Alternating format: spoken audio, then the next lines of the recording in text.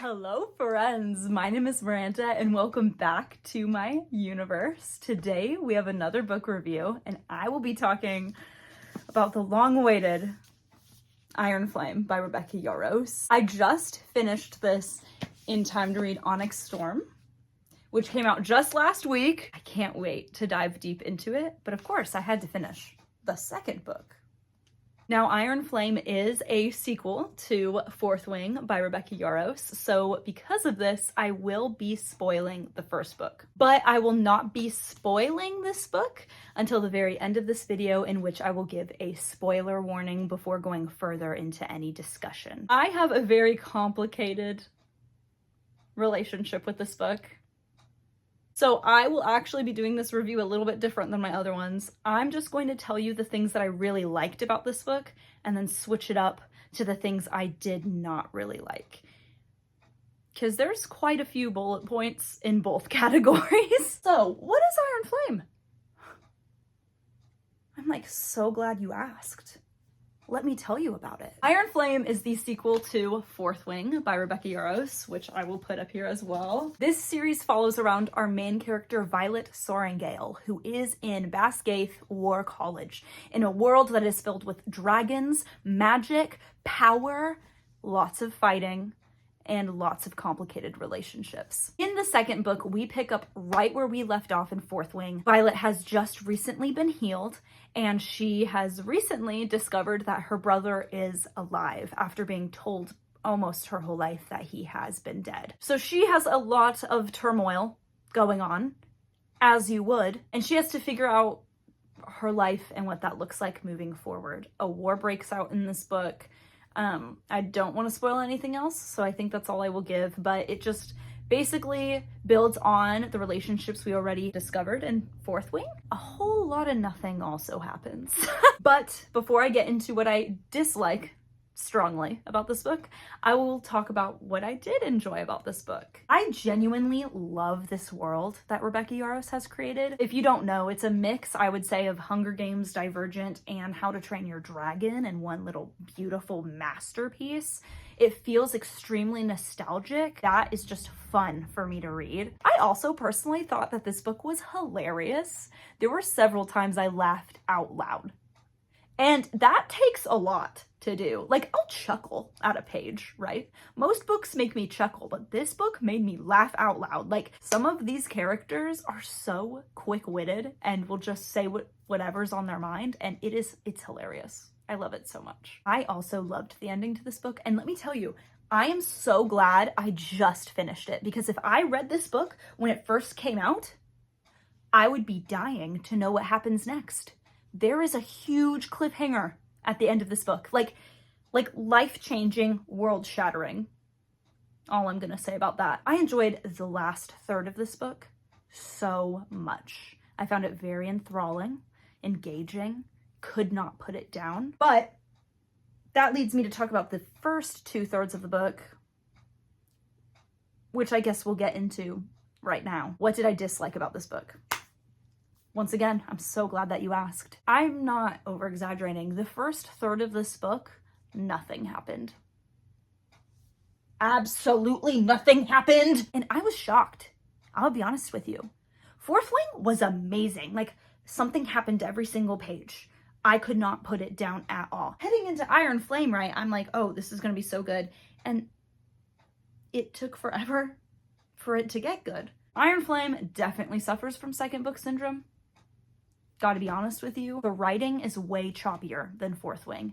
You can tell that Rebecca rushed for this book, that she wanted to just get it published and get it out there for us. Which, I mean, props to her for doing that. It's amazing that she got a book published in like a year. However, the editing and the writing suffered greatly because of that. On top of this, there is a huge miscommunication trope in which two of our main characters cannot communicate to save their lives. Which is so funny, because if you've read Fourth Wing, you are well aware that Violet and Xaden can speak to each other through their minds. And you're telling me you still can't talk to each other properly? I'm appalled. I get it. You both have trauma. You both are going through things. I just spit everywhere. I'm passionate about this. I understand that our characters have been through crap. That's still not an excuse. However, to be fair, I do not like the miscommunication trope, mainly because I feel like it's extremely hard to write. It is extremely hard to do it well, and props to Rebecca for trying, but it doesn't really make sense. Violet just goes through so much, and bless her soul, there were so many conversations that happened multiple times throughout this book. Multiple times. Our main character even recognizes it. I wish I bookmarked what part of the book this was, but she literally said, I know that we have had this conversation multiple times. And I said, okay, so why are we having it again? I felt like it was some kind of filler. I don't know. I don't know what it was filling, if it was just pages, space, time, but it was a whole lot of nothing happening and a whole lot of nothing being talked about that really needed to be talked about and figured out. It just overall was a little bit annoying to me. But once again, that's might just be the fact that I do not like the trope itself, so that heavily influences my disdain for it. I also got so annoyed by Violet on multiple occasions. There was one scene specifically, this won't spoil, don't worry, but she says that she has never failed at anything in her life. And I thought to myself, what? What? Honey, no. I do enjoy how human she is, though. And actually, this reminds me of another point that I failed to talk about in the first category of things that I really like. So I guess I'll start and end with things that I liked. There is a lot of realistic aspects to human relationships throughout this series. What I mean by that specifically is, like, if you are fighting with someone, for example, and something crazy happens, there's an emergency that you have to respond to, you're not going to respond to that emergency and just pretend like the argument didn't happen, or that, oh, we'll talk about this later, and then like never bring it up again. I have found that in a lot of fantasy novels that I read, that happens, where it's like, oh, two characters are in like this really intense conversation, but then they're like pulled off and it's like, oh, everything is perfect.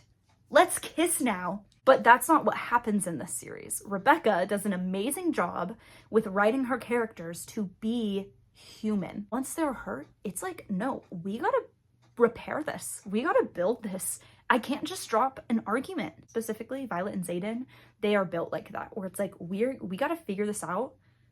And then if we are pulled somewhere else, we'll figure it out later. Like, we gotta talk about it. This needs to be hashed out. And that does add relatability, right? Because it's like, oh, that's how I operate. I know not everybody operates like that, but I enjoyed that it was very real, and the fact that like you're pulled away in the middle of an argument, yeah, that argument's following you. You know what I mean? I've been babbling on for way too long. I gave this book 3 out of 5 stars.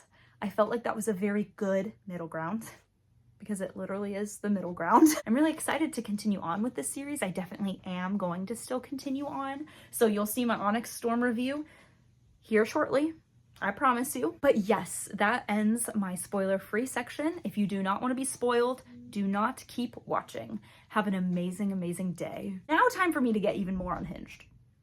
Because what was that ending? I feel like once we hit the last third of this book, it was like all heck broke loose. Like, I'm sorry. What do you mean Xaden isn't intrinsic? What do you mean Xaden can read intentions? What do you mean that he literally has been hiding secrets from Violet, something that she has told him this entire book not to do? And what do you mean that he turned into a venom? The last 2 chapters had me like this the entire time. The entire time. Which is great. Like, that's what I love in an ending. That is a good ending to a book in a series. I just like was overwhelmed. I do want to say one of my favorite things about this book, and I could not say it because it spoils so much. I loved Dane's redemption.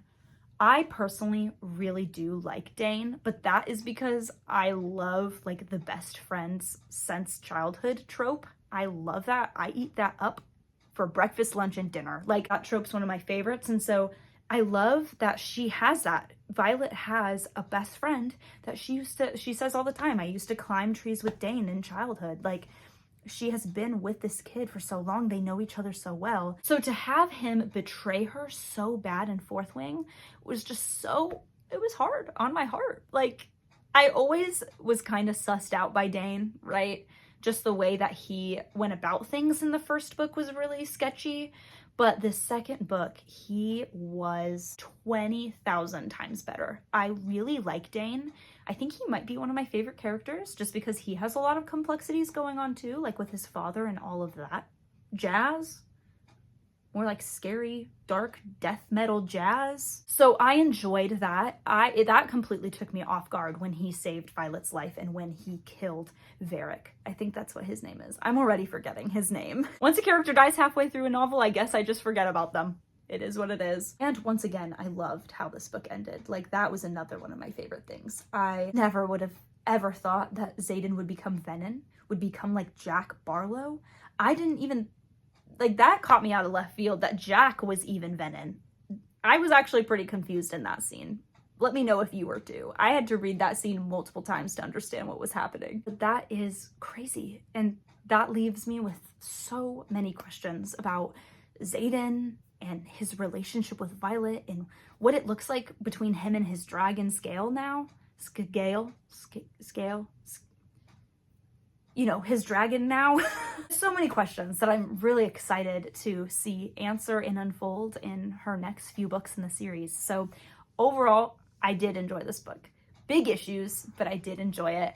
Please let me know if you've read this, what your thoughts and feelings are. I would love to discuss this book further with you. And if you're still here, thank you so much. Please make sure to like, comment, subscribe. Let me know your thoughts, feelings, what other videos you might be looking for from me. I love you all so, so much. Please be safe, make good choices, and I will definitely be seeing you next time. Bye!